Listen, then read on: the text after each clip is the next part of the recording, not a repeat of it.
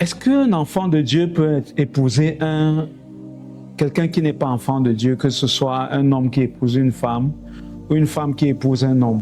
Moi, je veux juste te donner un conseil. C'est que ce n'est pas sage de le faire. Parce que tu n'es pas capable de transformer un homme, de faire d'un homme qui n'est pas enfant de Dieu un enfant de Dieu, ou de faire d'une femme qui n'est pas enfant de Dieu une enfant de Dieu. Donc ce n'est pas sage que tu ailles te lever et décider par toi-même d'épouser une non-chrétienne. Il y a des gens qui prennent l'exemple d'Osée et qui disent « Ah, Osée, c'est Dieu qui a dit à Osée d'aller non seulement épouser une non-chrétienne, mais une prostituée, quelqu'un qui ne croyait pas vraiment en Dieu. » J'ai envie de te dire, si tu décides de faire ce qu'Osée a fait, parce que tu veux faire comme Osée, parce que tu estimes que Dieu a dit à Osée de le faire, il faut simplement que tu sois prêt à assumer les conséquences. La première condition pour toi qui veut te marier, qui est chrétien ou qui est chrétienne, c'est que tu choisisses quelqu'un qui est chrétien ou chrétienne comme toi. Sinon, vous serez deux personnes avec des visées différentes dans la vie, avec des façons totalement différentes de voir la vie,